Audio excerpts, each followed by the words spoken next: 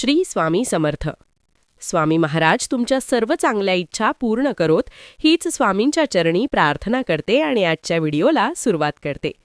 येत्या 6 जानेवारीला या नवीन वर्षातील म्हणजेच 2024 या सालातील पहिलीच संकष्ट चतुर्थी आलेली आहे, म्हणजेच मंगळवारी आलेली आहे. अंगारकी संकष्ट चतुर्थी. मराठी पौष महिना सुरू आहे आणि या महिन्यामध्ये अंगारकी चतुर्थीचा योग जो आहे तो जुळून आलेला आहे. त्यामुळे या महिन्यात येणारी अंगारकी चतुर्थी ही एक विशेष आणि शुभयोग आहे. या दिवशी गणपतीची पूजा केल्याने विशेष फलप्राप्ती होते असं म्हटलं जातं. अंगारकी चतुर्थी ही वर्षातील सर्वात मोठी चतुर्थी मानली जाते. जर आपण या अंगारकी चतुर्थीचं व्रत केलं तर आपल्याला वर्षातील सर्व चतुर्थीचं शुभफळ जे आहे ते प्राप्त होत असतं. अंगारकी चतुर्थीला व्रत करून गणपती बाप्पांची पूजा केल्याने आपल्या आयुष्यात सुख समृद्धी आणि यश मिळत असते. या दिवशी केलेल्या उपासनेमुळे गणपती बाप्पा प्रसन्न होऊन सर्व भक्तांच्या मनोकामना पूर्ण करतात. अंगारकी चतुर्थी ही भगवान गणेशाला समर्पित आहे. या दिवशी उपवास केल्याने सर्व मनोकामना पूर्ण होतात. नवीन वर्षातील पहिलीच अंगारकी चतुर्थी आल्याने तिचे महत्त्व हे अधिकच वाढते. जेव्हा चतुर्थी ही मंगळवारी येते तेव्हा अंगारक योग हा तयार होतो आणि या चतुर्थीला अंगारकी चतुर्थी असं म्हटलं जातं. या दिवशी दिवसभर व्रत करून संध्याकाळी चंद्रोदय झाल्यावर उपवास सोडला जातो.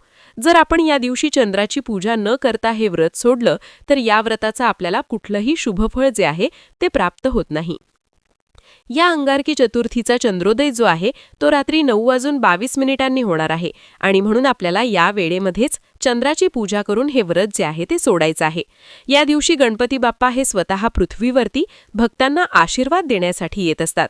त्यामुळे पृथ्वीवरती गणपती तत्व हे इतर दिवसांच्या तुलनेमध्ये खूप जास्त प्रमाणामध्ये जागृत असते. त्यामुळे या दिवशी व्रतासोबतच गणपती बाप्पांच्या पूजेसोबतच काही प्रभावी उपाय सुद्धा केले जातात. आजच्या या व्हिडिओमध्ये आपण एक अतिशय प्रभावी असा उपाय पाहणार आहोत.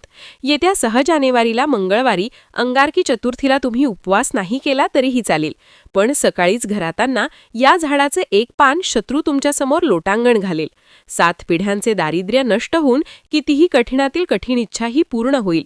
घराची, मुलांची, पतीची अगदी भरभरून प्रगती होईल. तर असे कोणत्या झाडाचं पान आणायचं आहे, त्या पानाचे काय करायचं आहे, अशी संपूर्ण माहिती आपण आजच्या या व्हिडिओमध्ये पाहणार आहोत. त्यामुळे तुम्ही हा व्हिडिओ शेवटपर्यंत नक्की पहा. चॅनलवरती नवीन असाल तर सबस्क्राईब करा आणि व्हिडिओला एक लाईक करून कमेंटमध्ये भगवान श्री गणेशांचा कृपा आशीर्वाद प्राप्त करून घेण्यासाठी जय श्री गणेश असे नक्की लिहा. तर हा उपाय आपल्याला मंगळवारी अंगारकी चतुर्थीच्या दिवशी करायचा आहे.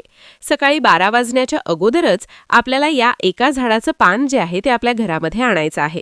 गणपतीला आपल्या हिंदू धर्मात बुद्धी, समृद्धी आणि अडथळे दूर करणारा देव मानले जातात आणि म्हणून कोणत्याही शुभकार्याची सुरुवात गणपती बाप्पांच्या पूजनेनेच केली जाते, जेणेकरून शुभकार्यामध्ये कोणतेही अडथळे, विघ्न हे येणार नाहीत, कारण तो सुखकर्ता आणि सौभाग्याचा देवता आहे. चतुर्थी ही गणपती बाप्पा यांना समर्पित असणारी ही अंगारकी चतुर्थी आहे, तर ती मंगळवारी आलेली आहे. त्यामुळे अतिशय दुर्मिळ योगायोग जो आहे तो 21 वर्षानंतर तयार झालेला आहे. या दिवशी राजयोग, बुधादित्य योग जो आहे तो निर्माण झालेला आहे आणि या योगावरती आपण जे काही उपाय करतो तर त्या उपायांचं आपल्याला शीघ्र फळ हे प्राप्त होत असतं. जर तुमच्या मनामध्ये भरपूर दिवसापासून एखादी इच्छा असेल, प्रत्येकाच्या मनात काही ना काही इच्छा असते, अगदी माझ्यापासून ते तुमच्यापर्यंत, आपली प्रत्येक इच्छा पूर्ण होण्यासाठी आपण आपल्या आयुष्यामध्ये भरपूर मेहनत, कष्ट हे करत असतो. परंतु कधी कधी आपण कितीही प्रयत्न केले आणि कितीही कष्ट केले तरीही आपल्या प्रयत्नांना यश मिळत नाही आणि आपली कोणतीही इच्छा, मनोकामनाही पूर्ण होत नाही. जर आपल्या कुंडलीतले ग्रह हे कमकुवत असतील तर आपल्या प्रयत्नांना यश मिळत नाही आणि आपल्या इच्छा देखील पूर्ण होत नाहीत. पण गणपती बाप्पा हे अडथळे दूर करणारा देव म्हणून ओळखला जातो. तो भौतिक आणि आध्यात्मिक दोन्ही पातळ्यांवरील संकटे दूर करत असतो आणि म्हणून आपण हा उपाय जर केला तर आपल्या सर्व इच्छा, मनोकामना या पूर्ण होतील.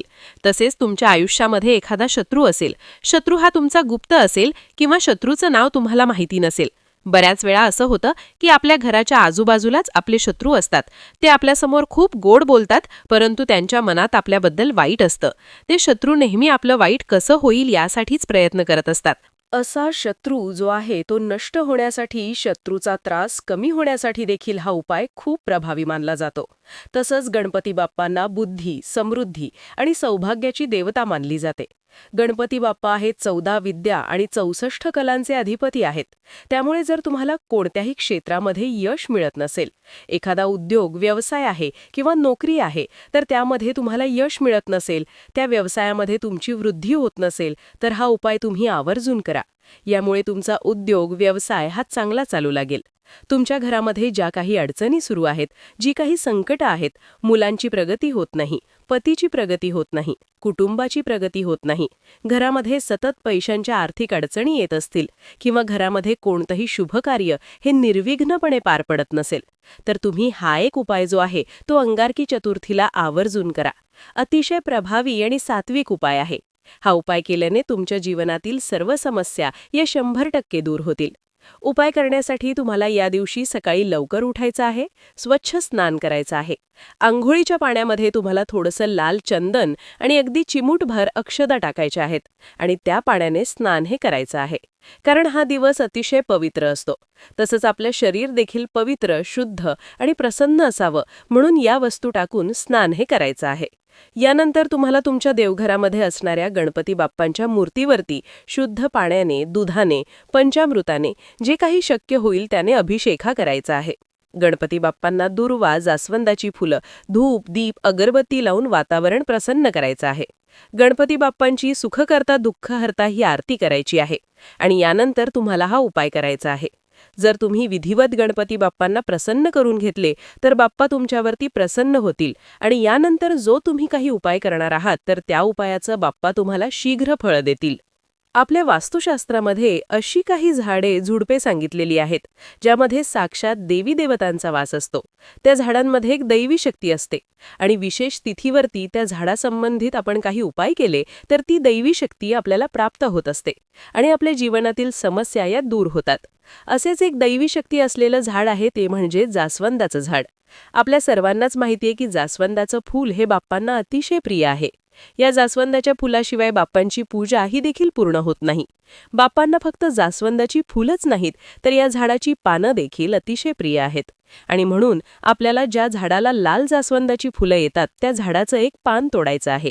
पान घेताना चांगलं घ्यायचं आहे, ज्याला देठ असेल, कुठेही फाटलेलं नसेल असं चांगलं एक पान घ्यायचं आहे आणि त्या पानासोबतच तुम्हाला त्या झाडाची एक छोटी काडी सुद्धा घ्यायची आहे. यानंतर हे पान आपल्या देवघरामध्ये आणायचं आहे, स्वच्छ धुवून काढायचं आहे, देवघरासमोर बसायचं आहे. यानंतर त्या पानावर तुम्हाला लाल चंदनाने तुमची इच्छा लिहायची आहे, अगदी 2 ते 3 शब्दांमध्ये, जसं की नोकरी प्राप्ती, शत्रू नष्ट, मुलांची प्रगती, पतीची प्रगती, घरातील दोष दूर होणे, जी काही तुमची समस्या असेल ती त्या पानावर तुम्हाला कुंकवाने किंवा लाल चंदनाने लिहायची आहे. कुंकवामध्ये किंवा चंदनामध्ये थोडंसं पाणी टाकून गंध तयार करा आणि यानंतर जास्वंदाच्या झाडाच्या काडीने तुम्हाला त्या पानावरती इच्छा लिहायची आहे. त्यानंतर हे पान आपल्या गणपती बाप्पांसमोर ठेवायचं आहे. ठेवताना देठ हा गणपती बाप्पांकडे येईल अशा पद्धतीने ठेवायचा आहे. यानंतर या पानावर तुम्हाला 21 दुर्वा बाप्पांना अर्पण करायचे आहेत. एक लाल जास्वंदाचं फूल अर्पण करायचं आहे. 11 अखंड तांदूळ घ्यायचे आहेत. कुठेही तुटलेले, फुटलेले नसावेत असे तांदूळ घ्यायचे आहेत. त्या तांदळाला हळद आणि कुंकू लावून लाल पिवळ्या अक्षदा तयार करायच्या आहेत. या अक्षदा आपल्या उजव्या हातामध्ये घ्यायच्या आहेत आणि 16 वेळा ओम श्रीम विघ्नहर्ताय नमः हा मंत्र म्हणायचा आहे आणि या अक्षदा तुम्हाला त्या जास्वंदाच्या पानावरती बाप्पांसमोर अर्पण करायच्या आहेत. यानंतर बाप्पांना हळद, कुंकू, अक्षदा अर्पण करायच्या आहेत. धूप, दीप, अगरबत्ती ओवाळून घ्यायची आहे आणि तेथेच बाप्पांसमोर बसून तुम्हाला 3 वेळा गणपती अथर्व शीर्ष पठण करायचं आहे आणि 1 वेळा गणपती बाप्पांचा संकटनाशन स्तोत्राचा पठण करायचं आहे. यानंतर दोन्ही हात जोडून आपली इच्छित मनोकामना व्यक्त करायची आहे. संपूर्ण दिवसभर हे पान बाप्पांसमोरच ठेवायचं आहे आणि एक तुपाचा किंवा तेलाचा दिवा देखील संध्याकाळपर्यंत चालू ठेवायचा आहे. त्यानंतर सायंकाळी 4 वाजल्यानंतर काय करायचं आहे ते पान बाप्पांसमोर उचलून घ्यायचं आहे. त्या पानावर अर्पण केलेले 11 तांदूळ, दुर्वा, जास्वंदाचं फूल हे तुम्हाला त्या पानामध्ये बांधून धाग्याने पॅक करायचं आहे आणि यानंतर हे पान घेऊन तुम्हाला तुमच्या घराजवळ जिथे कुठे गणपती बाप्पांचं मंदिर असेल तिथे जायचं आहे आणि हे बाप्पांच्या चरणी अर्पण करायचं आहे आणि पुन्हा एकदा आपली इच्छित मनोकामना व्यक्त करण्यासाठी प्रार्थना करायची आहे. अशा पद्धतीने हा उपाय तुम्हाला अंगारकी चतुर्थीला करायचा आहे. अतिशय प्रभावी उपाय आहे, तुम्ही नक्की करा. हा उपाय केल्याने तुमच्या सर्व इच्छा मनोकामना या पूर्ण होतील. आयुष्यातील सर्व समस्या या दूर होतील. तर ही अतिशय महत्त्वपूर्ण माहिती मला तुमच्यापर्यंत पोहोचवायची होती. व्हिडिओ आवडला असेल, व्हिडिओतील माहिती उपयुक्त वाटली असेल तर व्हिडिओला एक लाईक नक्की करा आणि चॅनलला सबस्क्राईब करून आम्हाला प्रोत्साहित करा. धन्यवाद. श्री स्वामी समर्थ. जय श्री गणेश.